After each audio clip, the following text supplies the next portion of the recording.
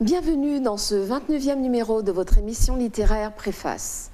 Une année s'achève au cours de laquelle vous avez pu rencontrer ou redécouvrir vos autrices, auteurs, écrivains et écrivaines. Aujourd'hui, nous recevons un écrivain dont l'écriture voyage à travers 3 genres littéraires, la poésie, le théâtre, le roman. C'est dire combien sa passion pour la littérature est ancrée puisqu'il ne se limite pas à un genre, ni à une thématique, ni à un seul et unique style. Avant de découvrir de qui il s'agit, un peu d'histoire. On entend souvent dire que les auteurs et autrices antillais et antillaises écrivent des romans dont les thématiques sont systématiquement tournées vers la période esclavagiste ou post-esclavagiste, et que finalement notre littérature ne parlerait pas du monde en général, mais uniquement de problématiques liées à notre passé colonial. C'est comme si, en quelque sorte, on reprochait à nos écrivains et écrivaines de ne s'adresser qu'à une minorité de lecteurs et de lectrices et de ne vivre que dans le passé. Or, Patrick Chamoiseau, que l'on ne présente plus, prix Goncourt en 1992 pour son roman Texaco, affirme ceci. Il faut que les Antillais comprennent bien que notre situation identitaire et culturelle est d'une modernité incroyable. D'après le site internet Littérature et écrivains d'ailleurs, la nouvelle génération antillaise a aussi fait du chemin. Les anciens, dont Césaire, ont raconté, ont fait comprendre à la terre entière l'humanité des personnes mises en esclavage et leur droit à vivre comme n'importe quel citoyen. Les jeunes auteurs, eux, sont passés à la vitesse supérieure. Ils et elles parlent de leur créolité, de leur droit à apprendre, à écrire leur langue, avec leurs différences qui pour eux est une richesse, de leur droit à faire évoluer leur société. Selon le professeur et écrivain guadeloupéen Roger Thompson, il faut dépasser certaines problématiques obsolètes pour inscrire la réflexion critique dans la perspective d'un monde confronté au double défi de globalisation réductrice et des exclusives dévastatrices pour fonder cette pensée archipélique. L'auteur que nous avons le plaisir de recevoir s'inscrit dans cette modernité.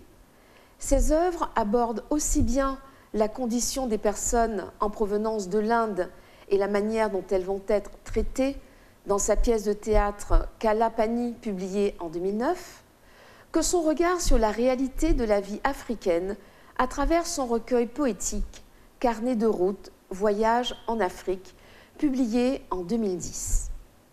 Il s'intéresse aussi à la Guadeloupe d'une certaine époque, à travers son recueil intitulé Souvenirs d'antan de la Guadeloupe, publié aussi en 2010.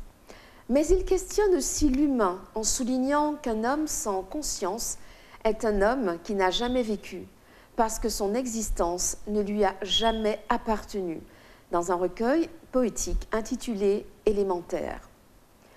À travers un roman que l'on pourrait qualifier d'anticipation, intitulé Magnitude 8 Apocalypse, il raconte les conséquences que pourrait avoir le fameux Big One, ce tremblement de terre qui menace l'arc caribéen, sur les populations, mais en particulier sur la vie d'un couple, publié aux éditions Nègre-Marron en 2016. Mais nous parlerons essentiellement de son dernier roman, Koufou, le rêve bleu, paru en 2021 aux éditions Nègre-Marron. Bonsoir Georges Cox. Bonsoir Laure. Je suis donc très très heureuse de te recevoir puisque ça fait quand même quelque temps que je suis, on va dire, ton actualité littéraire.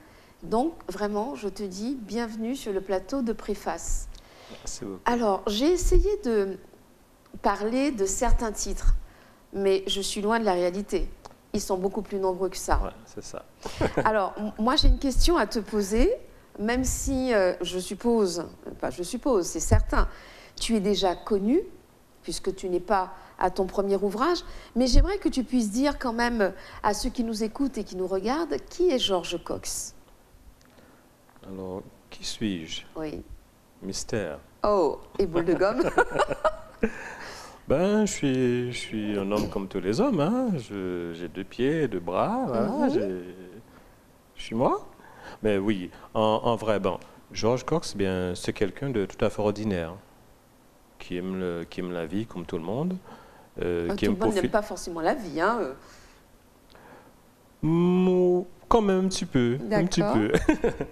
Donc moi, je suis passionné, avant, on va bientôt venir sur la lecture, mais je suis déjà avant tout passionné de plongée sous-marine, d'accord, ouais, de chasse sous-marine également. Donc mon coup bouillon, quand la mer est bonne, ben, je vais chercher mon coup bouillon moi-même. d'accord. J'aime aussi le vélo. J'ai abandonné la course à pied puisque je prends de l'âge, hein. Oh Donc, mon Dieu, ben oui, fait-il. oui. Donc je fais du vélo aujourd'hui.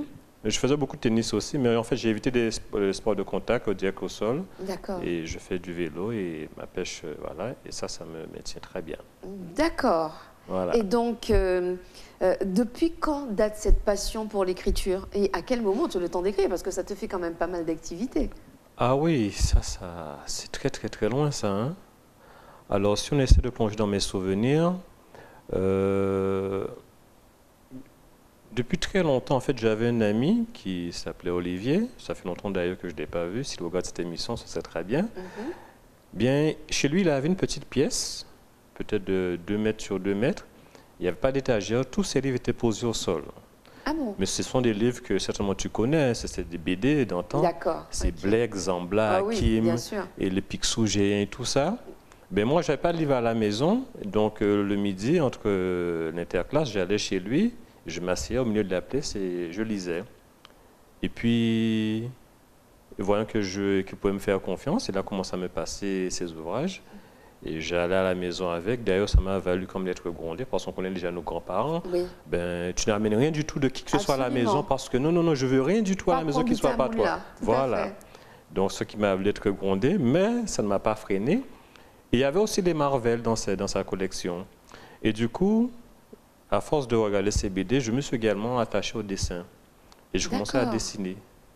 Mes super-héros, Captain America, Cobra. Donc je refaisais moi mes propres BD. Et bien sûr, il D'accord. fallait remplir les bulles puisqu'il fallait les faire parler. Donc là, l'écriture a commencé puisqu'il fallait faire Ok. parler C'est intéressant ces ça. personnages, absolument. Donc j'ai commencé comme ça à faire mes BD, à faire parler mes héros. Et puis après, l'écriture n'était pas encore vraiment arrivée. Il y a eu cette période où ma grand-mère vivait seule, donc j'allais dormir avec elle, comme faisaient les enfants d'antan. Et ça faisait une distance entre chez moi et chez elle de 4 à 5 kilomètres. Donc le soir, j'allais dormir chez elle. Le matin, je remontais très tôt, vers 5h30 du matin, pour pouvoir aller attacher mes cabris Ah et d'accord. me doucher, et puis ensuite partir à l'école. Et elle avait la télé, et nous, on n'avait pas la télé chez nous. Donc du coup, je regardais la télé très tard, puisqu'on est chez grand-mère. On sait qu'à chez grand-mère, les 400 coups sont Oui, permis, bien sûr. et Il puis n'y a tu pas vas la même coucher, rigueur. voilà. Tout à fait. Donc c'est ça. Et jusqu'à ce que les chaînes n'émettaient plus, ça tu l'as certainement vu, il y avait ce logo de TDF en Oui, couleur qui exact. apparaissait en fond, et ça se captait après sur les ondes françaises. Exact. Et là, je restais encore éveillé, et en passant des chansons françaises, des variétés françaises. Et je me suis aperçu qu'en écoutant la musique, j'étais capable de trouver le mot avec lequel le chanteur allait rimer son premier D'accord. vers. Et je me suis pris au jeu. Donc j'ai une passion pour la musique française, j'écoutais en boucle. Et d'ailleurs, mes deux auteurs favoris, c'était Cabrel, dont ces textes, on sait qu'ils C'est voilà, magnifique, tout voilà, à fait. et le grand Florent Pagny. Donc, D'accord. donc leur poésie dans la chanson, ça m'a vraiment touché à tel point que j'ai commencé à écrire. J'ai vu que c'était facile d'écrire, j'ai commencé à écrire comme ça. Et quoi, j'étais au collège, ouais. Et tous mes agendas étaient remplis de poèmes et non de leçons. D'accord. J'avais une collection d'agendas sur chaque année scolaire comme ça, remplie de poèmes et très peu de devoirs. Donc mes collègues, pas mes collègues, pardon, camarades. mes camarades de classe, ben, voyant ce talent que je partageais avec eux, ben, chaque année scolaire, ils avaient droit à un poème. D'accord. Et des acrostiches, attention, parce que ça c'est D'accord. forcé, c'est un exercice qui est Ah oui, c'est forcé. un exercice Parce qui qu'il est faut prendre des prénoms et les mettre à la à la verticale, verticale, oui. et ensuite écrire quelque chose de cohérent avec ça. Oui.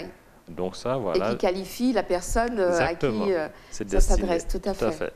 Voilà, donc c'est parti comme ça, jusqu'au jour où j'ai continué à écrire sans arrêt. Et est arrivé ce concours du Conseil régional en 2004. Il y avait 3 thèmes, le bicentenaire d'Haïti, l'arrivée des Indiens en Guadeloupe, et je ne me rappelle pas de l'autre thème. Moi, j'ai choisi l'arrivée des Indiens parce que ça me parle plus, puisque je vis en Guadeloupe. La communauté indienne Elle est présente, elle est riche. Et j'ai choisi ce thème que pour moi, j'ai brillamment réussi ce texte. Et ce texte devait être présenté au Festival d'Avignon. Oh! Voilà, en 2004. Donc du coup, ce texte n'a pas été retenu, mais je me suis dit, non, Georges, tu as fait comme un travail assez bien, il faudrait que tu le publies. Et c'est comme ça que je me suis lancé dans l'auto-édition. Et j'ai publié ce texte Kalapani. Cette pièce de théâtre, c'est ton premier ouvrage, en fait. Exactement. D'accord. Voilà. Oui, alors effectivement, c'est quand même une histoire assez très très bien écrite. Et donc en 2004. Et comment tu publies alors? Parce que tu n'es pas encore chez les éditions d'Aigle-Marron, qui je crois n'existaient pas encore. Tu te lances comment dans l'édition? Qui tu contactes? Je me lance dans l'auto-édition. D'accord. Donc l'auto-édition, on fait tout seul. Hein. Son ouvrage, mise en forme, faut payer pour faire relire le texte par des professionnels. Voilà. Et faire ses couvertures. Donc voilà, donc faut tout faire de A à Z. Et j'ai bien aimé cette partie parce que faire son livre de A à Z, c'est quand même pas réservé à tout le monde. C'est clair. Et ça m'a permis de comprendre un peu le livre, son fonctionnement, etc. Et puis après, il faut également passer par la phase marketing où on doit soi-même démarcher, mettre en ligne ses œuvres pour pouvoir les faire connaître, les faire vendre, quoi. Donc, c'est une partie où j'ai quand même publié beaucoup de livres en auto-édition. Jusqu'à ma étude 8, tout ce que j'ai écrit avant, c'était de l'auto-édition. D'accord.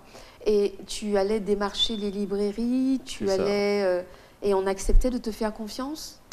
C'était du dépôt-vente. Je dirais que c'est plutôt facile pour la librairie puisque ça n'engage en rien. Oui, donc tout à fait. Voilà, exact. Tu lui amènes des bouquins, elle prend un pourcentage et puis elle te donne le reste, quoi. Si c'est vendu, tant mieux pour toi. Si c'est pas vendu, voilà. Mais ce qui est bien, c'est qu'en Guadeloupe, les libraires ont bien joué le jeu. D'accord. Donc on avait des séances de dédicaces également qui étaient programmées pour pouvoir justement promouvoir tous ces ouvrages.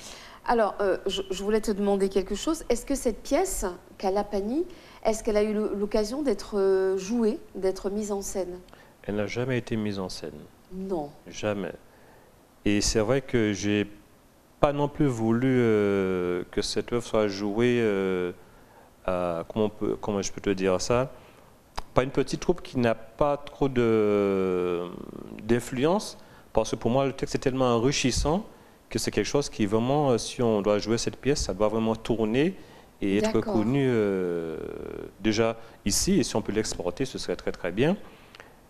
Et je l'avais proposé à Pascal Vallot à un moment donné. Il a trouvé ça génial, mais sauf qu'il avait déjà quelque chose qui ressemblait déjà à ça. D'accord. Malheureusement. Okay. Mais ce texte est toujours preneur puisque voilà, c'est un texte qui est très très enrichissant.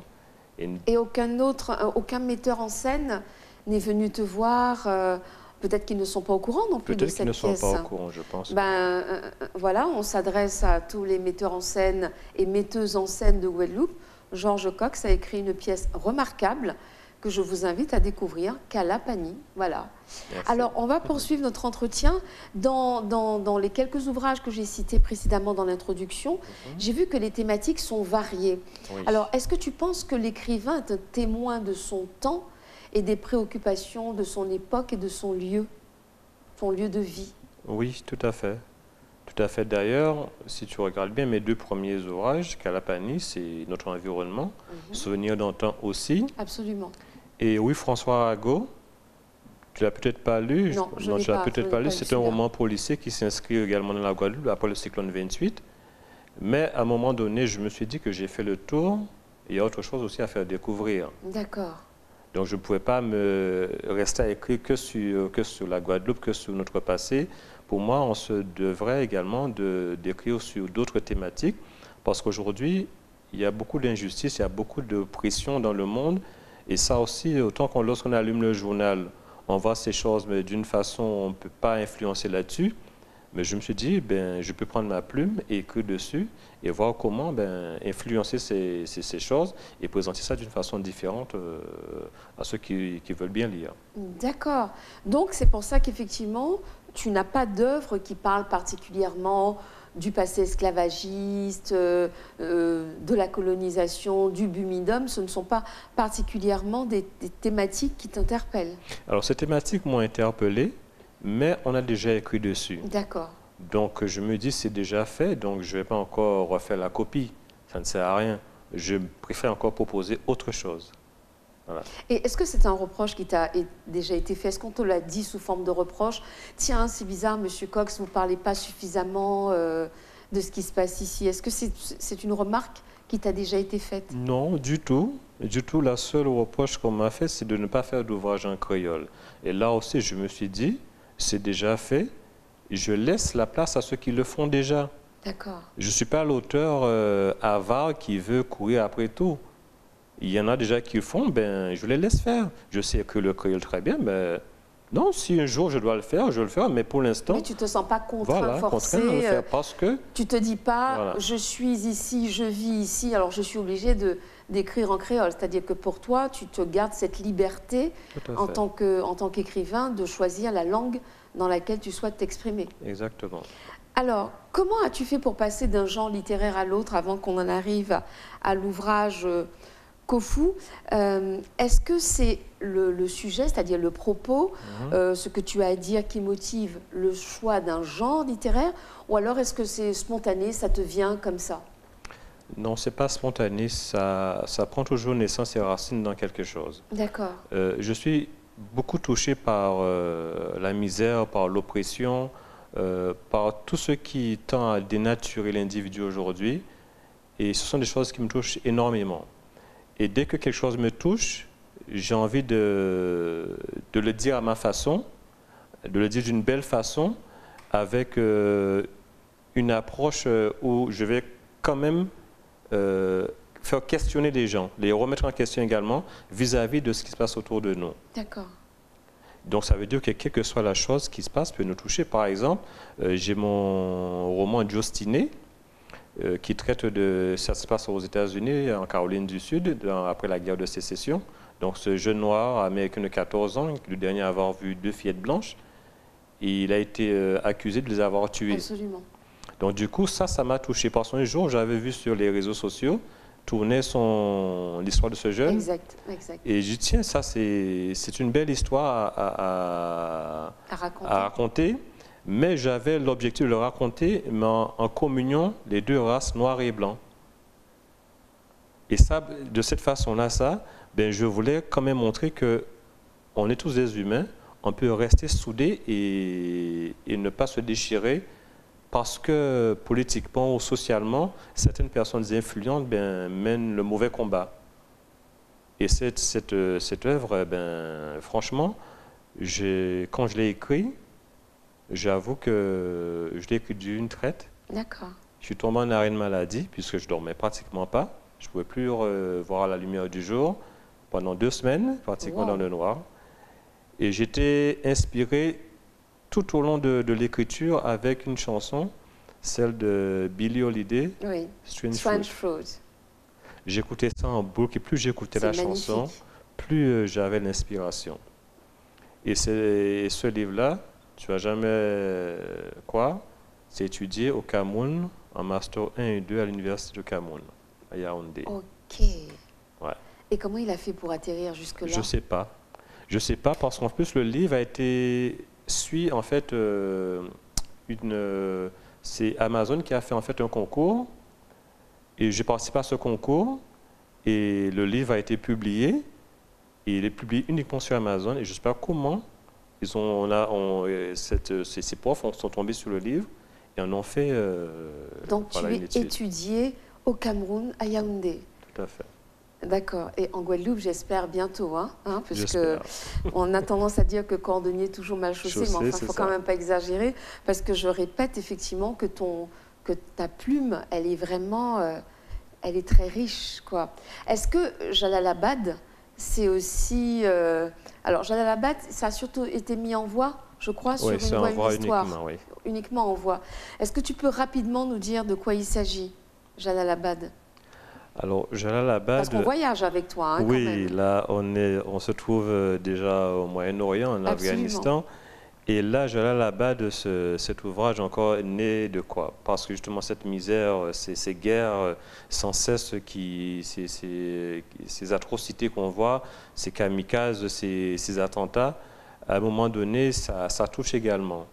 Donc j'ai voulu écrire encore cette histoire, mais toujours en remettant en cause aussi les personnes qu'on croit être les plus justes, qui font la guerre, mais pour moi, tous ceux qui font la guerre, ce sont des méchants. Il n'y a pas un camp juste dans la guerre pour moi, parce que qu'est-ce qu'on fait derrière? On tue des gens. Tout à fait. Donc je voulais également mettre en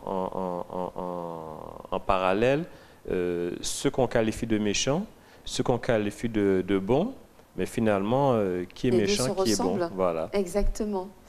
Alors, est-ce que tu définirais ton écriture par rapport à un courant de pensée, négritude, créolité, ou alors est-ce que tu t'es libéré de ces carcans-là?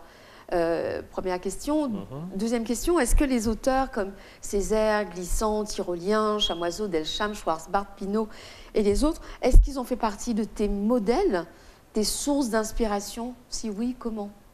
Alors oui, je me suis libéré de ces modèles. Je ne sais pas dans quoi me mettre. Je pense que je laisse tout le monde me mettre là où ils veulent me mettre. Ça ne me dérange pas. Et pour répondre à la deuxième question, oui, Monsieur Césaire, d'ailleurs j'ai beaucoup de textes que je n'ai toujours pas publiés.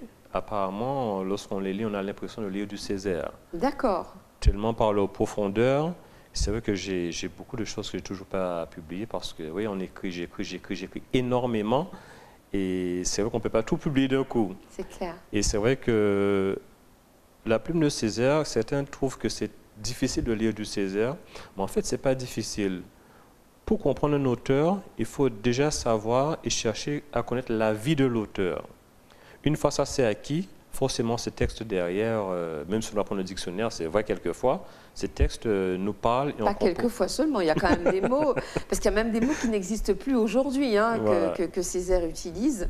Donc je ne sais pas si on va dire que c'est à la portée de tout le monde, Césaire quand même. Ouais. Et j'ai eu l'occasion de participer au Salon du Livre, le premier qu'ils avaient fait en Martinique, je ne me rappelle pas, il y a déjà une dizaine d'années quand même. Et j'ai rencontré il y avait un auteur africain, M. Nkumo. Ah oui, oui. Vous le connaissez? J'ai eu l'occasion. Voilà, Nkumo. Et lui, il a eu l'occasion de lire quelques-uns de mes textes. Et c'est lui qui m'a dit, mais tu écris comme Césaire, toi. Et venant de lui, ça m'a beaucoup flatté parce qu'ils ont fait beaucoup de thèses sur Césaire là-bas. Donc, et c'est quelqu'un qui aime énormément Césaire. Donc c'est vrai que je ne cherche pas à imiter Césaire, mais forcément, la profondeur de ce qu'il dégage... c'est quelque chose qui t'a inspiré, voilà, en fait. Ça t'inspire et forcément, tu ne limites pas, mais on sent que voilà, il y a une graine qui a poussé quelque part, ça a germé et ça donne ce que ça doit donner. Alors, nous arrivons maintenant à l'ouvrage Koufou, le rêve bleu. Alors, dans ton dernier ouvrage, donc, tu abordes la thématique des migrants qui quittent le continent africain à destination donc, de l'Europe. Alors, comment t'es venue cette histoire et pourquoi ce sujet t'a-t-il inspiré? Parce qu'on pourrait se dire, tu vis en Guadeloupe, il y a quand même suffisamment de problématiques chez nous, mais enfin, tu l'as déjà montré hein, à travers les quelques premières minutes de cet entretien, que tu n'es pas focus uniquement sur la Guadeloupe. À travers ton écriture, on te perçoit plutôt comme un citoyen du monde. Exactement. Alors, mais pourquoi cette histoire t'est venue? Quel a été le point de départ? Le point de départ, en 2015, on s'est réveillé un matin et puis il y avait une photo qui tournait en boucle sur toutes les chaînes du monde entier, représentant un petit garçon de 3 ans, un petit Syrien, qui s'appelle Eilan. Oui. Il avait un short bleu, un t-shirt rouge, des baskets noires. Il était tendu voilà, au bord de la mer, puisque les vagues l'avaient ramené, puisque le bateau dans lequel il se trouvait avec ses parents avait fait naufrage. C'était un bateau syrien. Et cette photo a fait le tour du globe. Et le jour où j'ai vu cette photo, c'est le jour que ça a eu le déclic. Je dis non, il faut que j'écrive sur les migrants. D'accord. Et pourtant, ça fait des années qu'on entend parler de ça, mais ça ne m'avait pas encore autant choqué que de voir son enfant-là qui n'avait même pas encore vu la vie, qui n'a pas vécu et qui avait déjà trouvé la mort, alors que ses parents voulaient chercher la vie en fait. Et là, je me dis, non, il faut que j'écrive un bouquin sur le sort des migrants. Mais les boat people haïtiens, parce qu'il y avait déjà quand même eu pas mal de naufrages de boat people haïtiens quand ils veulent traverser pour venir jusqu'à chez nous ou en Martinique. Et ça t'avait pas interpellé? Ben justement, ben non. En fait, c'est la force du drame qui va créer l'émotion. Vu que c'était peut-être des adultes, je ne vais pas dire que parce que ce sont des adultes que ça ne crée pas quelque chose, mais l'enfant, et lorsqu'on a des enfants aussi, ça touche énormément. Et puis, quand j'ai vu cet enfant par terre, comme le texte que j'ai écrit là-dessus, on avait presque l'impression que ses parents étaient au bord de la plage et l'enfant s'est échappé à leur regard et s'est noyé, quoi, alors que ce n'était pas ça. Et franchement, cette image m'avait trop remué que c'est là que le déclic est venu. Et je ne pouvais pas ne pas l'écrire. Ça, c'était trop fort. Et donc, mais par contre, tu n'as pas repris l'exemple de la Syrie. Là, tu nous emmènes au Sénégal. Alors, justement, quand j'ai lu cet ouvrage, je me suis dit, tiens, tu sembles connaître assez bien les habitants du Sénégal. Est-ce que c'est une expérience vécue ou est-ce que c'est une documentation? Parce que quand même, il y a des éléments assez précis. Donc, je trouve qu'il y a des références très réalistes. Pourquoi cette volonté de réalisme? Et là, j'aimerais que tu nous lises aux pages 7 à 8, donc à partir de, si je ne me trompe pas,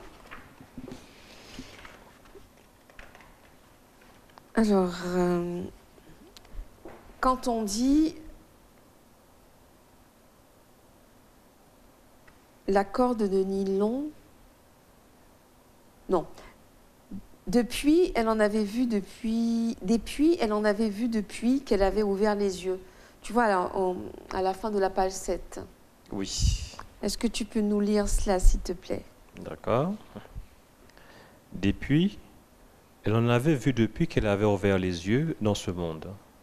Entre le domicile et le carrefour de la vie, elle avait fait des milliers de kilomètres sans compter les allées et venues aux abords des fleuves, puisant même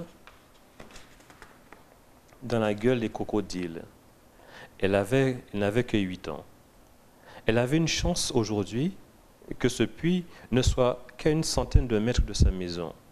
Un entrelac de tôle sur lesquels était posée de l'eau de pierre. On peut s'arrêter là.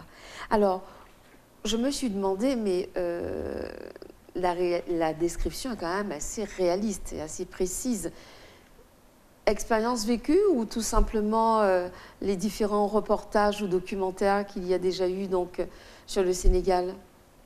Alors, ce n'est pas une expérience vécue, c'est vraiment la documentation. Reportage, oui, à fond. L'Afrique, c'est un pays que j'aime énormément. Un continent surtout. Oui, un continent que j'aime énormément. Et d'ailleurs, l'ouvrage de poésie « 42 routes, voyage en Afrique », c'est un ouvrage où justement je dénature l'idée qu'on a de l'Afrique. Exact. Qu'on voit que la misère, qu'on voit que des gens affamés, etc. Non, ce n'est pas ça l'Afrique. L'Afrique est riche et beau. Donc c'est pour cette raison que, comme tu l'as bien souligné, je n'ai pas choisi, par rapport à Hélène, de parler de la Syrie, mais de faire mon voyage par partir de l'Afrique. Parce que pour moi, il y a tellement de choses à dire, c'est d'une beauté extrême. Et c'est cette partie que tu m'as fait lire, en fait, également, si on regarde bien, n'est pas trop loin de ce que nous avons peut-être vécu il y a quelques années en arrière. Exactement, tout à fait. Donc, c'est une situation également que j'ai vue quand j'étais petit. Et voilà, et ce sont des situations qui sont communes, je pense, même dans d'autres pays, à des gens qui sont dans la pauvreté, par exemple. D'accord. On n'a pas de l'argent pour clouer des tôles, mais on va mettre les tôles et on va poser des objets lourds dessus pour les maintenir. Absolument. Voilà. D'accord. Alors, je vois que nous sommes déjà arrivés à la fin de la première partie de cet entretien. Georges, nous allons te retrouver donc dans quelques minutes après cette coupure publicitaire. Nous continuerons à parler donc de ce roman Koufou, le rêve bleu. Je vous dis à tout de suite.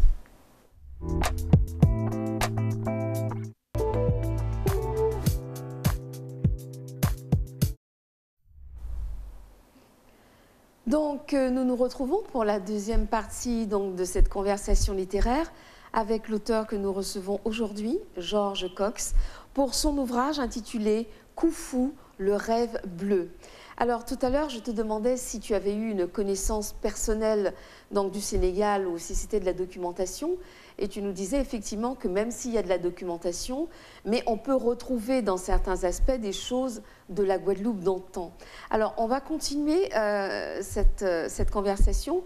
Tu soulignes dans ce roman la notion de différence. En effet, le personnage féminin, Abibatou, a adopté un enfant blanc après l'assassinat de la mère de cet enfant, donc sous les yeux d'Abibatou. J'aimerais bien que tu nous lises à la page 9, à partir de « On jetait » jusqu'à « Responsable ». Et je vais te demander en quoi ce thème est important pour toi, car on le retrouve, pour moi, ce thème-là dans ta pièce de théâtre « Kalapani ». On jetait sur elle et ses 3 enfants le même regard que sur un de ces chiens malheureux qui traînaient autour des immondices pour chasser des gros cafards, certains qui ne trouvaient rien d'autre qu'à se mettre sous la dent. Le drame était d'avoir un enfant blanc parmi les siens. La famille portait le fardeau du mal de tout ce qu'il se passait au village. Un pêcheur qui ne revenait pas, un décès, la sécheresse, bref. Pour tout ce qui était mauvais, ils étaient les responsables. Alors, en quoi ce thème de la différence semble être important pour toi? En quoi ça te parle, cette notion de différence? Cette notion de différence, je dirais même pas, ne parle pas, mais crie. D'accord. Tu vois? Et aujourd'hui, c'est ce qui fait qu'on a du mal à vivre l'un avec l'autre. Et si on arrivait à gommer cette différence, le monde se porterait mieux. Il y aurait bien plus d'amour. Et c'est ce que je veux justement essayer de faire comprendre, que la différence, ben, si je fais un détour avant de continuer, souvent la différence, lorsqu'on regarde bien aujourd'hui, quand il s'agit de biens matériels, tout le monde aime être différent. Absolument, exact. Là, voilà, on est content. Et quand il s'agit maintenant de rapporter ça à nous, là, par contre, ça pose un problème. Exact. Ça va créer des crispations. Voilà. Donc, cette différence, oui, j'aimerais gommer cette différence. Et en la présentant d'abord comme ça, et après, au fil du roman, ben, montrer justement comment faire pour communier la différence et faire de ça quelque chose de fort. Quelque chose de fort et quelque chose de beau, effectivement. Donc, alors, on retrouve aussi les raisons dans ce roman qui poussent les hommes, les êtres humains à partir, à quitter leur sol. Alors, tu fais donc des références à l'histoire et aux conflits qui secouent ces régions. Donc, notamment, à la page 10, alors, la lecture, donc c'était en 2012, c'était en 2012, jusqu'à nourrir sa famille. Donc, dans ce passage, donc si tu pouvais nous le relire, jusqu'à l'Azawad. D'accord. C'était en 2012. Il y avait 2 ans de cela qu'un conflit armé avait éclaté dans le nord du Mali à la suite d'une insurrection de groupes armés salafistes et indépendantistes revendiquant l'autodétermination du territoire de l'Azawad. Alors on va poursuivre. La guerre. La guerre fut une des conséquences de la guerre civile libyenne. Après le renversement du régime de Kadhafi, les arsenaux militaires avaient été pillés par des groupes armés, tandis que des mercenaires touaregs au service de la Jamahiriya arabe libyenne avaient fui vers le Sahara et rejoint des mouvements rebelles avec armes et bagages. Là, on est d'accord que on sort un petit peu de la narration. Là, tu fais vraiment référence à l'histoire avec un grand H. Oui. Pourquoi c'est important pour toi? Est-ce que c'est une façon pour toi de faire naître la compassion du lecteur en donnant des éléments aussi précis et aussi réalistes? Dans tous mes ouvrages, j'essaie toujours d'inscrire la fiction dans une réalité. D'accord. Pour moi, c'est la seule façon de faire prendre forme le livre à 100% et de permettre aussi d'apporter aussi une culture à celui qui lit. Parce que ça m'apporte déjà, moi aussi, une culture. Parce que ces informations-là, ça, je ne les connaissais pas. D'accord. J'ai été les chercher pour pouvoir justement les intégrer à la période que se passe mon roman. Et forcément, je me dis, si ça m'apporte moi quelque chose, ça va aussi apporter quelque chose aux autres. Et que de cette façon-là également, je pense toujours aux enfants également et que ces œuvres peuvent être étudiées à l'école. D'accord, ok. Donc forcément, le prof pourra trouver un lien pour pouvoir justement apporter cet ouvrage dans le milieu scolaire Que par ce soit rapport à en son programme, histoire, voilà, que ce soit en français. par rapport à son programme. Donc forcément, il y aura un lien pour adapter le livre à l'école. Donc, effectivement, dans tes ouvrages, donc, tu fais œuvre vraiment de pédagogie. Pour toi, c'est quelque chose qui est important. Oui, tout à fait. Parce que tu te dis qu'il ne s'agit pas d'écrire pour écrire, quoi. C'est Voilà. pas ça qui t'intéresse. Voilà, j'écris pour tout le monde. D'accord. Voilà. Et c'est pour cette raison que mes ouvrages, les parents peuvent les acheter les yeux fermés parce que, et les donner à leurs enfants parce qu'ils ne sont pas surpris de trouver des choses indécentes ou voilà, qui ne conviendraient pas. D'accord. Voilà. Oui, effectivement, j'ai remarqué que dans Koufou, même s'il y a des choses qui sont dites, mais ou qui pourraient paraître relevées de l'ordre de l'intime, tu restes toujours... enfin, je veux dire, tu n'es pas dans du voyeurisme. Voilà. Tu n'es pas... ou même quand tu donnes à voir des réalités cruelles, notamment quand on coupe le bras... c'est quand même une scène assez dure, mais ce n'est pas gratuit. Voilà, c'est ce que je veux dire. C'est pas gratuit. Je n'ai pas le sentiment que tu mets des détails pour faire sanguinolent ou c'est pas du spectacle en fait. C'est pas du spectacle gratuit. C'est ça. Donc le roman consacre 6 chapitres qui correspondent aux 6 jours de traversée de l'océan jusqu'en Europe. Alors tu montres les souffrances, j'y viens justement, les souffrances physiques et morales sans ménagement. Pourquoi donc ce détail donc à la page 61, l'odeur du carburant jusqu'à donc la mer? Pourquoi ce détail précis? Alors moi j'ai constaté qu'il y a non seulement les sens qui sont mis en éveil, il y a la vue, mais il y a aussi l'odorat. Et on pourrait même dire la kinésie, puisqu'on a le sentiment que c'est nous qui ressentons les choses. Alors pourquoi tu montres cela sans ménagement? Dans quel but? Alors justement, sans ménagement, parce qu'en fait, c'est pour comprendre que ce voyage que font ces migrants vers cet Eldorado, ce n'est pas la croisière s'amuse. Oui. C'est loin de ça. Et ce sont des personnes qui sont en train de jouer leur vie. Voilà, de braver la mort pour pouvoir trouver la vie. Ces gens savent qu'il se pourrait qu'ils ne vont jamais arriver, mais ça ne les empêche pas de partir. Cette force, cette volonté est tellement forte que, oui, il faut voir également dans quelles conditions qu'ils partent, parce qu'il y a tout ça également à prendre en compte. Et je ne ménage pas parce qu'en fait, c'est une réalité. Les traversées, elles se font comme ça. À tel point que, si on peut faire un petit décroché, une journaliste de Métropole m'a appelé un soir pour faire une interview. Elle ne comprenait pas pourquoi j'ai fait la traversée et que j'étais en Guadeloupe. Parce qu'on lui avait remis ce livre au Salon de jeunesse. Et quand elle a lu le livre, elle a cherché mes coordonnées, elle m'a appelé. Et là, elle me pose la question, mais qu'est-ce que vous faites en Guadeloupe? Je dis, madame, mais je suis guadeloupéen. Tout à fait. Elle me dit, ah bon? Je dis, oui. Elle me dit, mais pour moi, vous avez fait la traversée. Oui. Quelqu'un ne peut pas écrire quelque chose comme ça et ne pas avoir vécu une traversée. Exact. C'est vrai. Alors, je vais lire un extrait. L'odeur du carburant, la chaleur et le roulis provoquaient des nausées. Ils étaient nombreux à vomir à la mer. Un peu plus loin, les hommes buvaient trop d'eau. Maintenant, la chaudière allumée pour faire donc le riz asphyxiait l'équipage. C'était un premier jour qui sapait le moral. Donc, c'est vrai que quand on lit cette description, tu es tellement précis qu'on se dit, il l'a forcément faite, cette traversée. Parce que, comme je disais tout à l'heure, tu donnes à voir, tu donnes à sentir, parce qu'on a le sentiment, excusez-moi le terme, mais bon, voilà, d'avoir tous ces relents. Mais j'aimerais que tu nous lises le passage à la page 73, de Makelele jusqu'à l'os. Ce n'est pas pour du voyeurisme, auditeurs et téléspectateurs, mais je veux que vous puissiez comprendre et entendre comment George Cox va être minutieux dans le détail de ce qui arrive à ce personnage Makelele. Il y a deux Makelele. Sur le dos Alors, ou avait repris page, alors j'avais... 73. Je me mets dessus. À partir de sentir les pointes des dents. Donc c'est vers la fin de la page 73. Ok.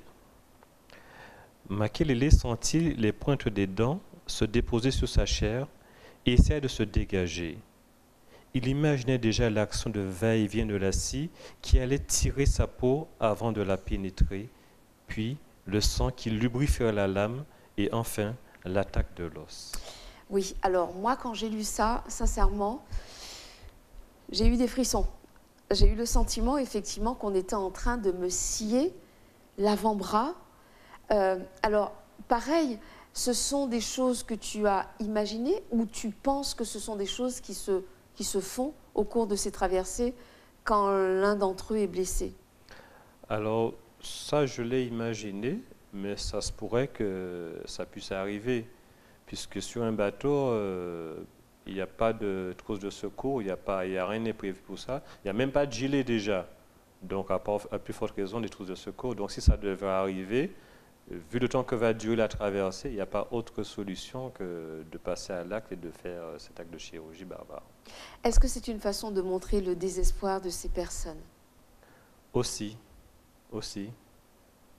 Désespoir, mais toujours avec la force de vivre, parce qu'on va lui couper le bras, mais il va rester en vie. Oui, il ne meurt pas. Voilà. C'est ça qui est impressionnant. C'est-à-dire qu'il va s'évanouir, on va le croire mort. L'équipage, à un certain moment, pourrait le croire mort.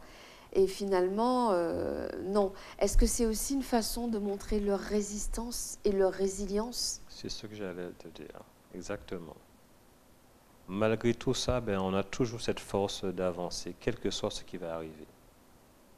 Et est-ce que c'est... Excuse-moi, vas-y. Oui, et je respecte ces hommes.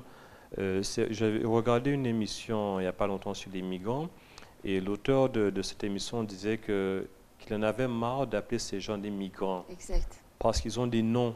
Tout à fait. Ils ont des noms comme nous, et puis on fait ce raccourci de migrants, on les met dans une case, et voilà, ce sont des migrants. Oui, un terme générique voilà. qui enlève une forme de leur humanité aussi. Exactement. Parce que moi, j'allais te demander, est-ce que le simple fait de décrire comme cela cette traversée, 6 jours, c'est long, tout ce qui leur arrive, la peur qui parfois les étreint, est-ce que c'était justement une façon de montrer à tes lecteurs, lectrices, que ce ne sont que des êtres humains comme nous-mêmes et que ça pourrait aussi être nous? Oui, tout à fait. Tu as tout à fait raison, puisqu'en fait, lorsqu'on regarde ce qui se passe aujourd'hui, ils arrivent, on parle de quotas de migrants. Exact. Ce sont les bétails qu'on parlait de quotas, ce genre de choses, de quotas d'humains. C'est vraiment inimaginable qu'aujourd'hui, que des hommes comme nous soient qualifiés de quotas. Et c'est à peine croire que c'est la valeur de ces personnes. C'est vrai. Et c'est révoltant, je dirais que c'est révoltant de voir que ce sont nos gouvernements de chefs politiques qui agissent comme ça vis-à-vis des hommes. Et justement, ils ont créé cette agence qui s'appelle Frontex, oui, soi-disant pour pouvoir canaliser tout ça, mais on se rend compte que derrière, il y a beaucoup de dérives. Je ne sais pas en quelle année, il y avait un groupe qui était arrivé au Pas-de-Calais. Oui, oui. Et il y en a un qui est arrivé et l'autre était resté caché dans la forêt. Exact. Et quand ils ont trouvé le groupe caché dans la forêt, ils les ont remis à la mer sur un vieux radeau, exact, comme s'ils n'étaient jamais arrivés. Voilà.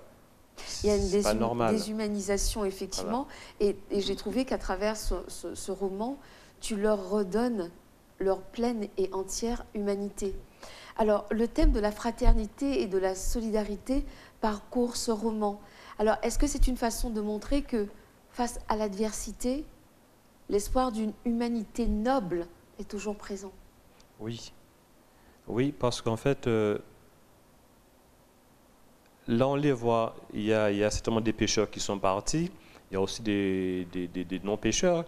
Mais peu importe ce qu'on est, peu importe ce qu'ils sont, ben, ils savent bien que c'est uniquement ensemble qu'ils vont pouvoir justement y arriver. Et malheureusement, aujourd'hui, on voit il y a des passeurs peu scrupuleux. Hélas, oui. Qui prennent l'argent, qui donnent des vieux rafios.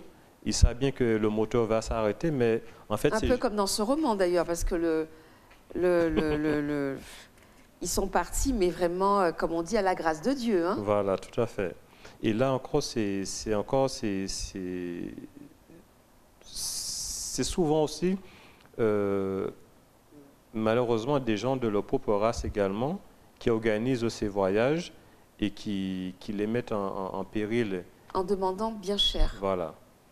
Est-ce que tu pourrais nous lire à la page 106, à partir de, tout en haut, c'était Babacar, jusqu'à eux maintenant. Pour eux maintenant, page 106.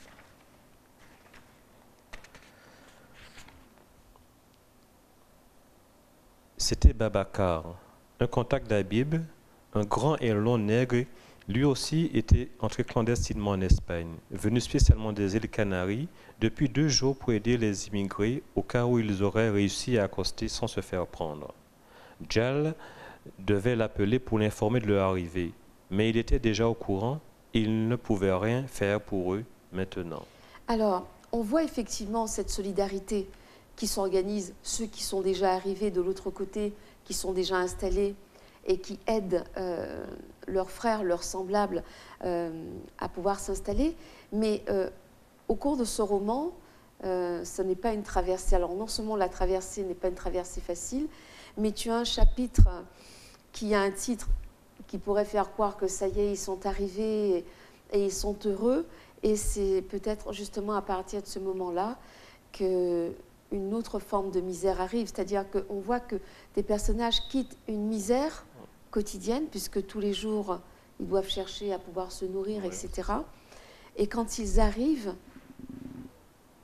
ils trouvent encore une autre forme de misère. Alors, j'ai remarqué que la poésie est présente aussi dans ton roman. Est-ce que c'est une façon, pour toi, de transfigurer la dure réalité que vivent ces hommes? Puisqu'à la fin donc, du roman, il y a ce texte, le rêve bleu. Et j'aimerais que tu dises à nos auditeurs et téléspectateurs et téléspectatrices, que veut dire Koufou? Tu es sûr qu'on va leur dire? Tu veux les laisser découvrir? Oui, il n'y a pas de souci. Ils vont laisser découvrir parce que c'est dit dans le roman. Ils vont découvrir. Très bien. Mais pour revenir à la poésie, c'est vrai que, étant avant tout poète, ma façon d'écrire, je sais, peut-être c'est ça aussi qui plaît énormément, parce que je le veuille ou pas, des fois même dans une phrase, ça fait des rimes sans le vouloir. Tout à fait. Sans le vouloir. Notamment des rimes internes, exact. Et ça apporte une autre couleur également au roman. Donc je pense que combiner la poésie et le roman, ça fait quelque chose de bien que les lecteurs apprécient énormément. Qui est très agréable à lire, ouais. Exactement. Alors, je vois que nous sommes déjà arrivés à la fin de l'entretien, mais j'ai quand même une autre question. Oui. Le personnage d'Hassan est un homme qui semble se détacher des préjugés sur les hommes tels que ceux qui circulent sur les hommes du continent africain. Tu nous montres un père aimant qui joue avec ses enfants, qui leur offre des cadeaux, un mari qui échange avec sa femme. Pourquoi tu as voulu ce personnage ainsi? Parce que très souvent, on a des préjugés. On se dit, ah oui, les hommes du continent africain, ils sont ceci. Or là, tu nous montres un homme dans sa pleine humanité d'amour. Ben, pour ne rien te cacher, c'est vrai qu'au départ, si tu as remarqué à un moment donné, Habib Atour faisait tout. Il était très fatigué et n'osait pas demander à Hassan quoi que ce soit. Ça, c'est la réalité en Afrique. C'est comme ça que les hommes, voilà, la femme fait beaucoup de choses et l'homme, lui, il est hors de la maison. Oh, même pas forcément en Afrique, un peu partout, on va dire. Comme on était là, donc je suis resté là-bas. Tout à fait. Et Hassan, malheureusement, il a un peu de moi en lui. Parce que c'est vrai qu'on dit lorsqu'on écrit, ben, forcément l'auteur également, il jette son âme. Absolument. On n'écrit pas en dehors de soi. Voilà, donc il a un peu de moi en lui, donc ce qui fait que voilà, donc il a ces qualités également qui arrive dans ce roman parce qu'il y a un peu de George Cox dans Hassan. D'accord, donc Voilà. effectivement, ce père prévoyant, ce père qui effectivement n'a pas peur de montrer ses sentiments aussi, parce que plusieurs fois dans le roman, Hassan va faire face à ce qu'il ressent et ne va pas éprouver de honte par rapport à ce qu'il éprouve. Tout à fait. Alors, nous sommes arrivés à la fin de cet entretien, mais dans la conclusion, j'ai quand même encore une autre question à te poser. Nous allons donc retrouver George Cox tout à l'heure. Nous allons passer maintenant aux différentes rubriques que vous connaissez. Je vous dis à tout à l'heure.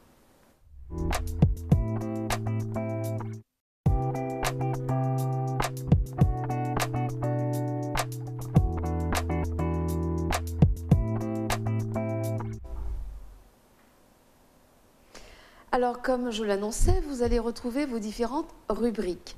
Commençons donc par quelques lectures à vous conseiller. Aux éditions Negmaron, Le temps d'une plume, auteur Duro Cardonnet Maëli. Voici les mots de l'autrice.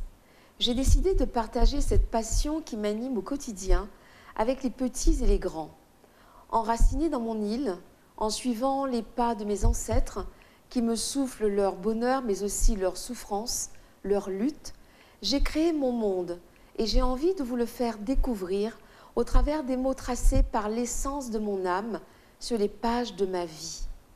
Alors, le temps d'une plume, je vous invite dans l'univers que je me suis créé et j'espère de tout cœur que vous vous y plairez.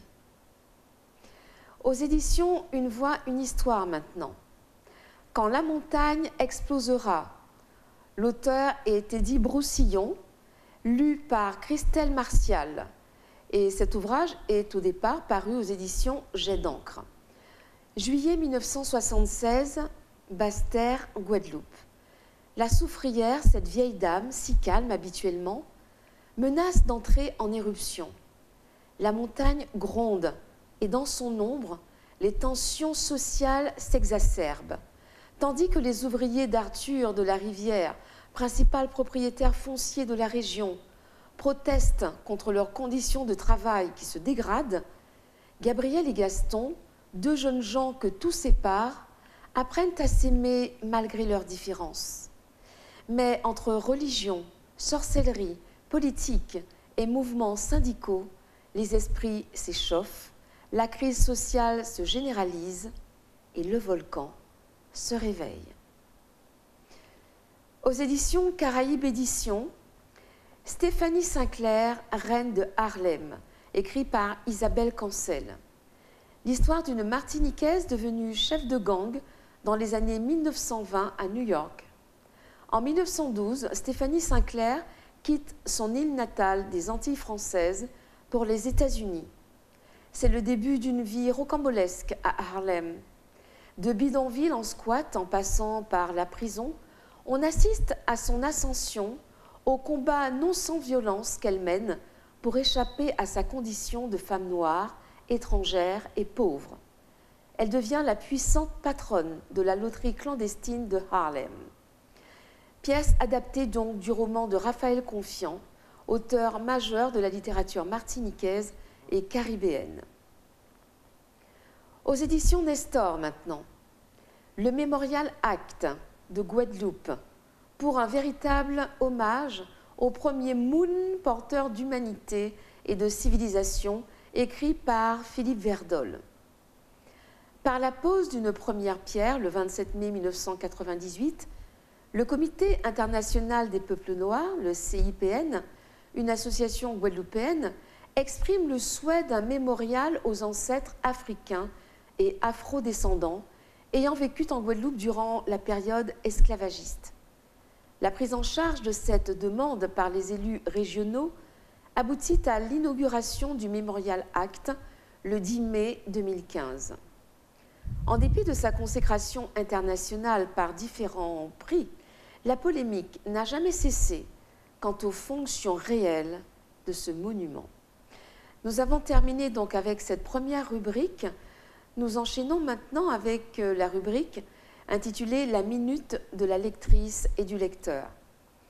Vous savez qu'à travers donc cette rubrique, il vous est donné la possibilité de nous parler d'un ouvrage de votre choix, à travers une vidéo ou tout simplement un audio accompagné d'une photo et aussi de la première de couverture du livre dont vous parlez. Et vous envoyez tout ceci à l'adresse mail suivante, émissionpréface@gmail.com.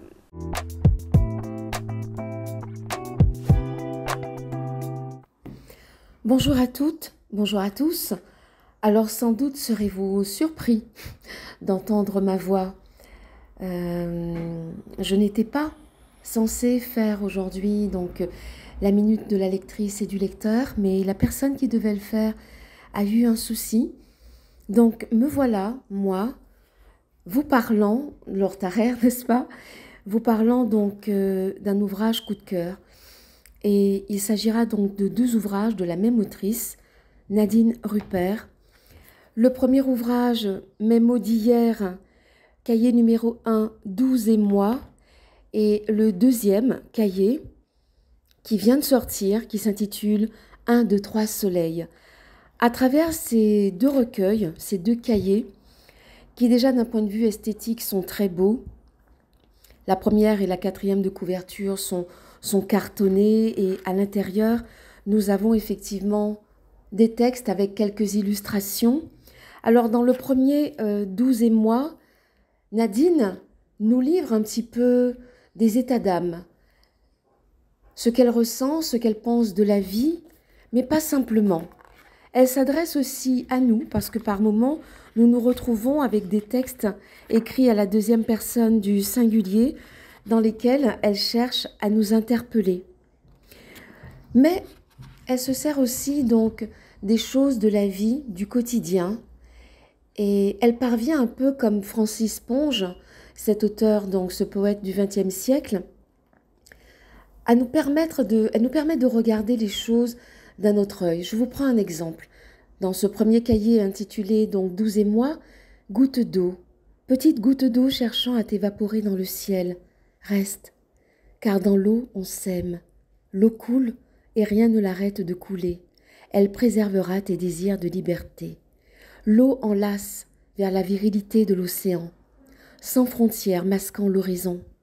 L'eau se marie à l'or du soleil, elle te donnera des reflets de paillettes.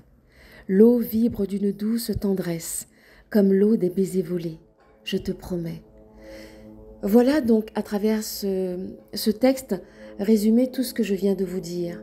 Elle prend donc quelque chose de notre quotidien, la goutte d'eau, qu'elle transforme grâce à toutes ces métaphores et à travers l'utilisation donc de la deuxième personne, je te promets, elle s'adresse à nous. Et à travers tout ce recueil, ce premier recueil en tout cas, c'est une invitation à l'espoir. Le deuxième, 1, 2, 3 soleils, est un peu du même acabit, mais il y a un texte qui a retenu particulièrement mon attention, être soi suffit. Là encore, Nadine s'adresse à nous, lecteurs et lectrices. Être soi suffit, numéro 2. Au fond de vous, vous savez ce que vous voulez. Écoutez. Écoutez votre propre voix au lieu du bruit du monde. Écoutez votre voix au lieu de la terre au fond du cœur, comme un trésor caché. Écoutez, au lieu d'espérer miracle, qu'on devine pour vous ce que vous voulez. Être soi suffit. Je vous recommande la lecture de ces 2 ouvrages de Nadine Rupert, Mes mots d'hier. À travers sa poésie, elle nous permet de regarder ce que l'on pourrait considérer comme banal avec un autre œil, avec un autre regard. Donc, si vous voulez encore offrir des cadeaux, il est temps, c'est la fin de l'année. Donc, Mes mots d'hier de Nadine Rupert, cahier 1 et cahier 2.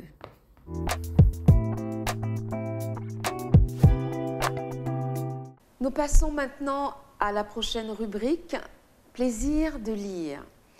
Alors, à travers cette rubrique, je vous invite à nous lire un texte, soit de votre choix ou que vous avez vous-même écrit. Mais faites-nous une lecture incarnée, une lecture qui nous donne envie de vous connaître davantage, et même si vous n'avez pas encore écrit votre livre, mais qui donne envie de savoir qui vous êtes et où vous trouvez. Pareil, vous envoyez donc un audio ou tout simplement une vidéo à l'adresse mail émissionpréface@gmail.com.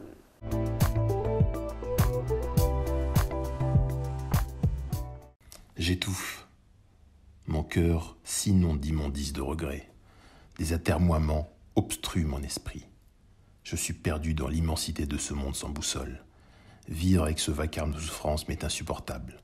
Sauf que, si vivre avec moi-même, je suis le vacarme, je suis l'indifférent, je suis le bourgeois boursouflé, je suis la négation de mon âme.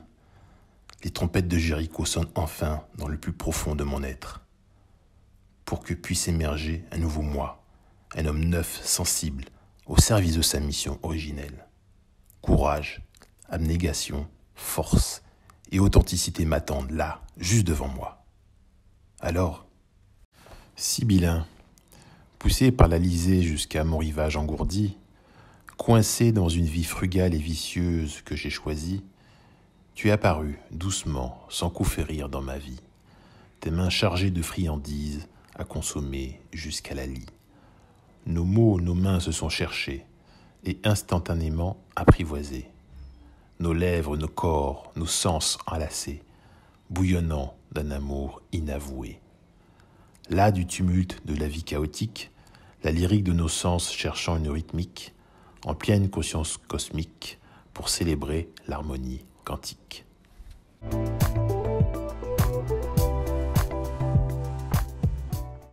Passons maintenant à une rubrique que vous suivez depuis le début de cette aventure de préface, Conseils en écriture by Corinne Dossa. Depuis maintenant 1 an et demi, Corinne Dossa, notre doula en écriture, notre coach en écriture, vous donne des astuces, vous donne donc des repères pour pouvoir écrire votre roman. Je suis certaine que, vu tout ce qu'elle vous a déjà donné comme conseil, votre livre ne tardera pas à sortir. Je vous laisse écouter ce nouveau conseil en écriture.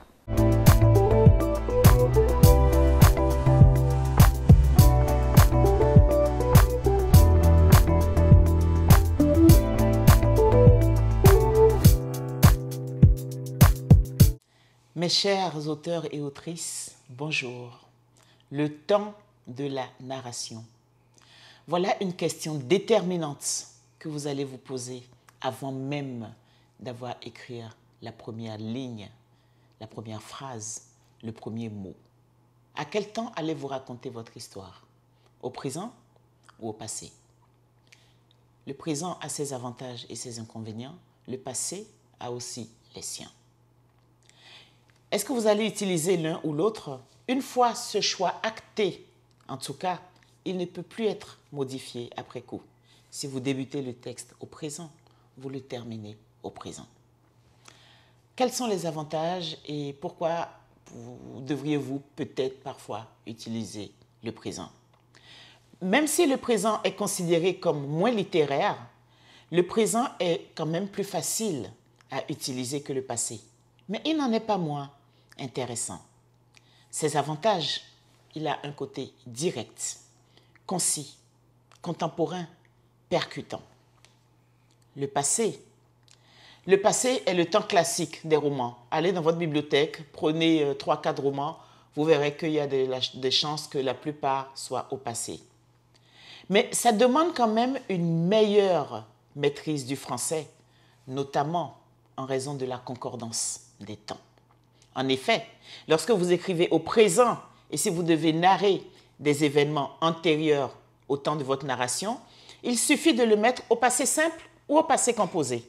Exemple, si vous écrivez « La mère sait qu'elle va guérir, elle en a eu l'information en rêve ». Passé composé.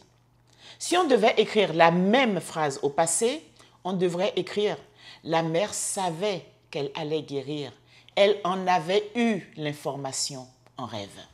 Ça peut vous paraître simple. Ce n'est pas le cas pour tout le monde et il faut le maîtriser. Donc, quand on fait le choix du passé, qui est le choix classique des romans, je l'ai dit tout à l'heure, il faut quand même avoir une certaine maîtrise de la langue. Lorsqu'il y a une mauvaise concordance des temps, en fait, vous pouvez perdre votre lecteur. Donc, c'est très, très important, si vous avez certains manques dans ce domaine-là, mais de vous renseigner dans des livres ou même sur le net. Vous pourrez avoir plusieurs informations à ce sujet. Et je vais en profiter pour dire une chose.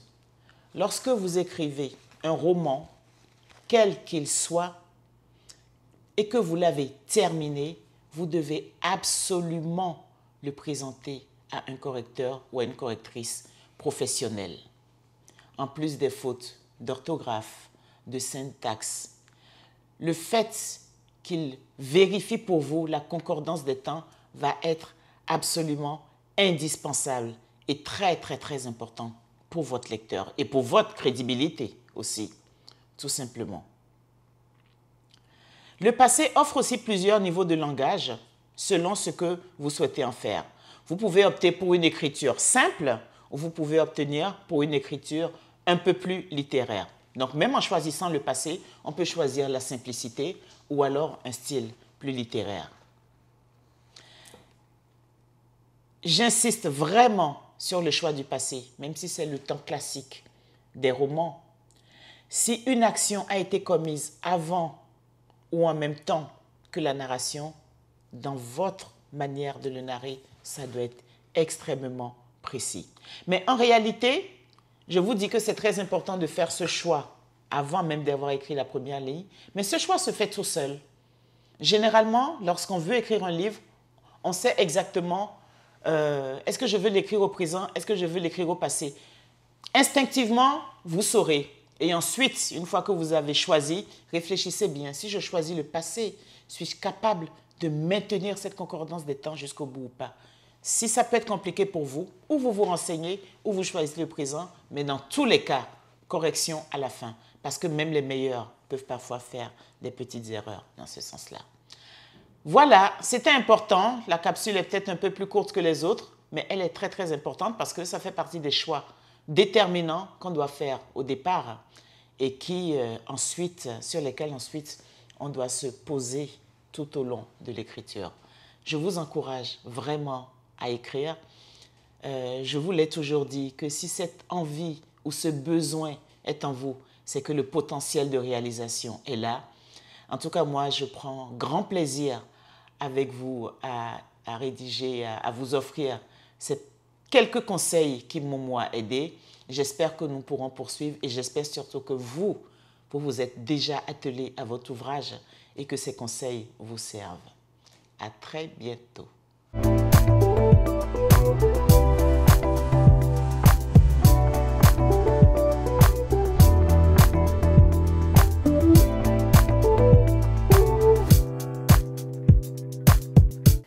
Et enfin, nous terminons cette rubrique avec cette rubrique que vous attendez. Une page se tourne, silence ça tourne.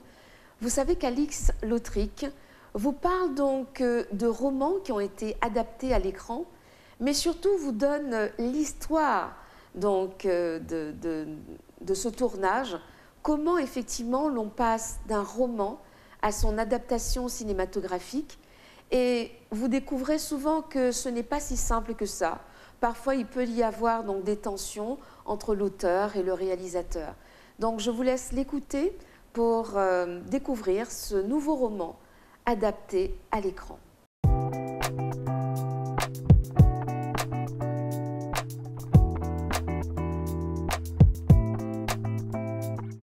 Bonjour! Aujourd'hui, je vais vous parler d'un immense succès littéraire et cinématographique, la saga Harry Potter.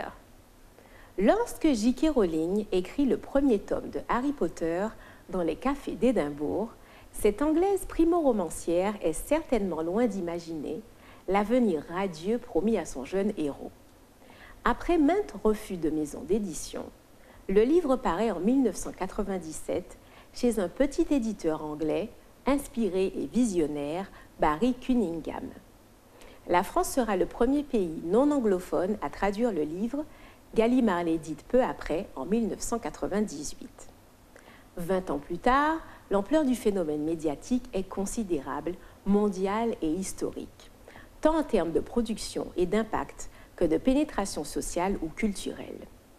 L'univers pottérien, sous-univers fictif du monde des sorciers créé par J.K. Rowling, comprend les 7 tomes de Harry Potter, une pièce de théâtre sequel et 3 ouvrages spin-off qui vont totaliser plus de 510 millions de livres vendus. Hormis les livres religieux et idéologiques, cette saga est l'œuvre littéraire la plus vendue dans le monde. Traduit en plus de 80 langues, Le Petit Sorcier de Poudlard a conquis un vaste public de lecteurs composé autant d'enfants que d'ados, de jeunes adultes, hommes et femmes de tous milieux, issus de l'élite intellectuelle comme de la culture populaire. La marque Harry Potter peut se targuer aujourd'hui d'être 6e au rang des enseignes les plus puissantes au monde, avec les géants internationaux Apple, Coca-Cola ou encore Harley-Davidson. Elle est estimée à 25 milliards de dollars et J.K. Rowling est devenue plus riche que sa reine. Mais si les chiffres de cette incroyable aventure artistique sont mirobolants, ils ne sont pas l'essentiel. La saga littéraire fantastique, dont le dernier tome est achevé en 2007, séduit et fascine. Elle propose un univers ancré dans la société britannique de 1990, avec ses propres lois, codes, des mondes parallèles, indétectables aux non-initiés, des systèmes magiques, économiques, logistiques cohérents, un grand sens fictionnel. Et au centre, Harry Potter, enfant miraculeux, malmené et porteur de la plus grande des missions dans le combat contre les forces du mal. Tout cela au sein d'une vénérable et ancienne école de magie. Tout cela est, ma foi, fort cinématographique. Et le producteur de cinéma David Heyman ne s'y trompe pas lorsque, enthousiaste, il désire en 1999 acheter en bloc les droits des premiers tomes. Avec le studio américain Warner Bros., géant du cinéma mondial, colosse de la production et de la distribution, ils font à J.K. Rowling une offre dorée qu'elle refuse en premier lieu. Résistant à l'appât du gain, elle négocie le juteux contrat afin de garder plutôt un certain contrôle et droit de regard sur la production au détriment de son avantage financier. Harry Potter à l'école des sorciers, premier tome de la série, est adapté au cinéma en 2001. Et il faudra 10 ans, 8 films, le dernier film est traité en 2 longs métrages distincts, et 4 réalisateurs différents pour que l'entier de la saga soit porté à l'écran. Le tournage du premier film commence alors même que la série de livres est inachevée. L'autrice intervient alors régulièrement auprès des équipes du film, elle sera aussi productrice des 2 derniers, pour éviter les contradictions et faire en sorte que ni l'œuvre écrite ni l'œuvre filmée ne soient discréditées. Elle exigera par exemple que chaque livre corresponde au moins à un film et que la série ne soit pas condensée et raccourcie. Elle insiste aussi pour que le rôle principal soit tenu par un Anglais, quitte à perdre Steven Spielberg à la réalisation, et tient à valider le choix de tous les acteurs. Ceux-ci, la fine fleur des comédiens britanniques, interprètent par ailleurs presque intégralement tous leurs personnages d'un bout à l'autre de la série. Cette opportunité de voir évoluer les héros et la possibilité offerte au jeune public de grandir avec eux fonctionne d'autant mieux dans l'adaptation cinématographique. Figurés et incarnés, les personnages permettent une réelle identification. Daniel Radcliffe, Harry Potter, Emma Watson, Hermione Granger et Rupert Grint, Ron Weasley, ont 11 ans au début du tournage et ils en auront plus de 20 à la fin. Ils sont devenus pour beaucoup des repères, des modèles, de vrais héros. Le rôle de supervision qu'a tenu à endosser J.K. Rowling au cœur des processus d'adaptation va permettre la mise en place d'un partenariat porteur pour le projet et garant du style et de l'esprit du livre. La cohérence de la série bénéficiera aussi au niveau esthétique du fait que le chef décorateur soit resté le même sur tous les films, Stuart Craig, et que l'écriture des scénarios, hormis l'opus 5, ait été l'œuvre d'un seul et même homme, Stephen Kloves. Côté réalisation, J.K. Rowling et David Heyman, le producteur, souhaitent s'attacher les services de Terry Gilliam, connu pour Monty Python ou l'Armée des 12 singes. Mais la réputation un peu sulfureuse du réalisateur inquiète les studios, qui imposent des choix plus consensuels. Tout est ce projet affaire de négociations et de compromis. La série comptera au final 4 réalisateurs différents et tout autant d'approches. Les intérêts commerciaux sont évidemment très présents dans la machine cinématographique. Les films ont coûté cher, les tournages ont duré longtemps et il était important pour la production de captiver un large public. Il fallait à la fois satisfaire les attentes des nombreux fans, mais également pouvoir conquérir un nouveau public néophyte, cible potentielle des livres. Dans le cas d'un univers magique, la force du cinéma par rapport à un autre type d'adaptation, livre, audio, théâtre, est notamment, de façon non négligeable, l'utilisation que peuvent offrir les effets spéciaux. Ce domaine est alors en mutation. Le cinéma est, durant les années de tournage de Harry Potter, devenu numérique et les techniques ont évolué. Dans les studios londoniens de Shepperton, la production s'est offert les services de spécialistes en la matière. Une équipe dirigée par le Britannique John Richardson, notamment connu pour Alien le Retour, James Bond et Gremlins. Ceux-ci, pour répondre aux exigences du film, ont fur et à mesure conjugué leurs approches, fait évoluer leurs techniques, effets mécaniques, réels, virtuels, maquettes, décors de pixels, fond vert, et débordé d'imagination pour que les sorts puissent être jetés, les matchs de Quidditch se dérouler, les spectres apparaître, tout en adaptant les moyens pour ne pas effrayer les enfants, comme l'auraient fait des explosions par exemple. Les créatures fantastiques ont également profité des avancées technologiques récentes et en ont tiré profit. Le dernier film proposera d'ailleurs une version 3D pour une expérience immersive et une illusion encore plus totale. Une autre force du cinéma est le rapport image-son, et à nouveau ce registre a été fort bien traité dans ses adaptations. Les compositeurs se sont succédés, mais le thème principal musical de John Williams proposé dès le premier film a été partiellement repris dans chaque film. Nommée en son temps pour les Oscars de la meilleure musique originale, cette composition possède aujourd'hui une identité forte. Les enfants la reconnaissent aisément et elle est très chargée émotionnellement et symboliquement. Bruce Springsteen, inspiré par cette histoire de sorcier, avait d'ailleurs proposé pour le premier Harry Potter une ballade qui n'a pas été retenue. Comme n'a pas été retenue non plus la proposition de Michael Jackson, fan de la série, d'adapter les textes en comédie musicale. La série de films a rencontré un succès mondial et immédiat dès le premier opus. L'essor des DVD à cette période permet aussi d'en valoriser sa diffusion. Elle rapporte au final presque 8 milliards de dollars. Une des franchises les plus rentables de tous les temps, avec Star Wars, l'univers Marvel, James Bond. Mais l'important au final est que J.K. Rowling adhère totalement aux résultats de ses films, estimant qu'il représente parfaitement la vision de son univers, qu'il est dans la continuité de l'œuvre et que son adaptation l'a servi et protégé. Le contexte social et technologique en mutation lors de la parution d'Harry Potter a contribué au bon accueil de la saga, a favorisé sa bonne réception et son formidable impact. En 1997-1998, nous assistons à l'arrivée d'Internet, sa démocratisation et son utilisation de plus en plus massive chez les jeunes.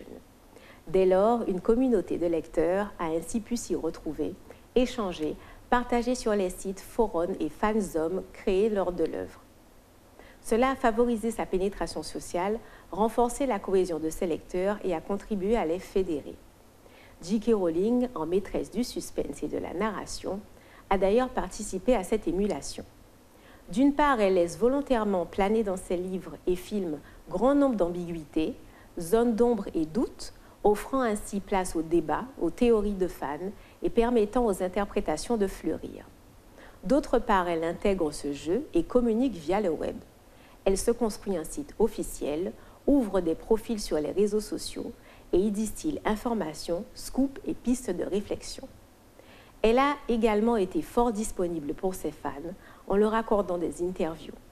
Notons également que le web a permis l'existence effervescente des fanfictions, phénomène littéraire prolifique qui permet aux fans de digresser, de prolonger, d'amender ou de transformer l'œuvre qu'ils adorent. Dans cette catégorie aussi, Harry Potter est l'univers le plus exploré sur le web, avec des millions de récits. Toute cette interactivité originale et inédite a favorisé la diffusion de l'œuvre et a mieux servi sa cause qu'un marketing traditionnel et contrôlé. Ma rubrique se termine. Merci de m'avoir suivi.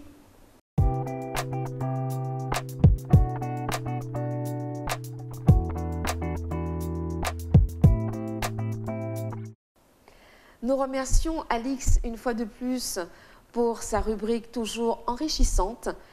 Nous arrivons à la fin de cette émission et nous retrouvons notre auteur, Georges Cox. Alors, Georges, j'aimerais que tu nous dises où trouver donc tes ouvrages. Est-ce que c'est directement à toi qu'il faut s'adresser pour ceux que tu as auto-publiés, on va dire, ou au contraire, on les trouve en librairie? Alors, dis-nous tout. Alors, on peut trouver mes ouvrages en ligne dans toutes les librairies en ligne déjà. D'accord. Aussi en format e-book pour ceux qui ont des tablettes, et des e-books, voilà. Et aussi en librairie chez nous, dans toutes les librairies aux Antilles, chez nous, donc partout. D'accord. Voilà. Et en fait, il n'y a pour l'instant qu'un seul ouvrage qui soit donc sur la plateforme des éditions Une Voix, une Histoire. C'est Jalalabad. Pour l'instant. Pour l'instant, mais il me semble que Manitude voilà, est à venir. Est à venir. Aussi, les lettres d'Héloïse aussi est à venir. Voilà. Koufou aussi est à venir. D'accord. Et pratiquement tout ce que j'ai édité avant également sera également donc sans publié. doute en 2023, nous aurons l'occasion donc de retrouver... La panoplie complète certainement de tout ce que j'ai écrit. D'accord. Alors je rappelle à nos téléspectateurs, téléspectatrices, auditeurs, auditrices et internautes que les éditions Une Voix, une Histoire mettent en voix notre littérature caribéenne, notamment pour ceux parfois qui n'aiment pas ou qui n'ont pas le temps de tenir l'ouvrage livre, mais aussi pour les personnes malvoyantes ou tout simplement pour des gens aussi très pressés. Le simple fait, on peut être dans sa voiture en train d'écouter un roman ou de la poésie et je trouve que c'est vraiment très intéressant. Donc j'avais autre chose à te demander, donc une dernière question, même si je sais que le temps file, avant d'avoir donc des remerciements appuyés. Comment tes différents ouvrages ont-ils été perçus par tes lecteurs? Quelle a été leur réception? Toujours la bienvenue. Et franchement, je ne suis pas étonné. Je ne suis pas étonné parce que j'ai toujours su que ce que j'écrivais, vu que ces gens m'étaient fidèles, c'est que ça plaisait énormément. D'accord. Donc je n'ai jamais eu de problème à savoir est-ce que ça va être bien perçu, est-ce que ça va être aimé. Ça, j'ai plus ce Tu as déjà ton lectorat de toute façon. Parce que j'écris pour eux, donc forcément, voilà, ça coule de source. Est-ce qu'on va dire, comme Marie-Louison, que tu écris avec le non Akea? Est-ce que c'est ça? Oui, si on n'a pas ça, on ne peut pas écrire. Si on n'a pas ça, ça ne peut pas vivre. Les odeurs que tu as senties, ce que tu as vu, ben, tu n'aurais pas pu le sentir si ce n'était pas au fond que ça sortait. D'accord. Et enfin, dernière question, est-ce que tu dirais donc que cet ouvrage, Koufou, le rêve bleu, est un roman profondément humaniste? Et est-ce que tu dirais que la mission d'un écrivain, donc toi, Georges Cox, c'est d'amener plus d'humanité dans les rapports humains? Oui, plus d'humanité. Et je dirais que ce qui manque et ce qui rendrait inutile l'édit de textes, de lois, etc., c'est l'amour. D'accord. S'il y avait de l'amour, on ne serait pas là et on n'aurait pas eu à écrire beaucoup de lois qui desservent plus qu'ils ne servent. Donc pour moi, c'est l'amour avec grand A qui nous manque et qui fait que l'humanité, on perd. Georges, je te remercie beaucoup d'avoir été notre invité. C'est moi qui te remercie. C'est notre dernière émission donc, de l'année. Donc, si tu veux faire des vœux pour la nouvelle année, donc cette année 2023 qui s'ouvre à nous, je te laisse les faire donc, à tous ceux qui nous ont écoutés et regardés. Je dirais déjà, comme beaucoup le font, offrez des livres aux gens. Et c'est la meilleure chose qu'on peut donner à quelqu'un, c'est de lui tendre dans sa main le savoir, puisque le savoir, c'est une arme que personne ne peut nous prendre. Absolument. Et ça, j'aimerais que nos Guadeloupéens lisent et lisent davantage. Ce n'est pas simplement de dire aux enfants, tenez, je t'ai acheté un livre, lisez. Non, mais faites également voir à vos enfants que vous aussi vous lisez. Et ça, je pense que c'est un peuple avec une culture, mais c'est un peuple qui ira très loin. Qui est fort et qui est inébranlable. Alors vraiment, nous te remercions, Georges. Alors moi, je vais faire mes vœux aux téléspectateurs, téléspectatrices, auditeurs, auditrices et internautes. Merci. Depuis maintenant 1 an et demi, vous avez été nombreux à suivre cette émission littéraire Préface. Émission donc qui donnait la parole aux autrices, aux auteurs. Nous avons reçu des Guadeloupéens, des Martiniquais, des Martiniquaises, une Guyanaise en la personne de Patricia Triplet. Et je vous dis merci. Merci de nous avoir accompagnés. Merci de nous avoir soutenus tout au long donc, de cette année et demie qui s'est écoulée. Aujourd'hui, c'était la 29e émission.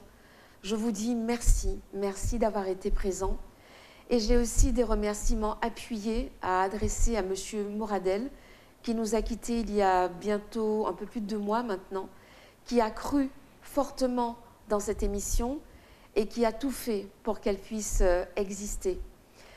Je porte un t-shirt qui m'a été offert donc, par une de mes élèves. Lire, c'est avoir les yeux, c'est bien ça, c'est rêver les yeux ouverts. Comme vient de dire donc Georges Cox, lisez. Offrez des livres, lisez vous-même. Parce qu'effectivement, à travers la lecture, cela nous permet de gagner en humanité. Et avoir les yeux ouverts, c'est pouvoir justement se connecter à l'autre. Alors je vous dis bonne année et à très bientôt.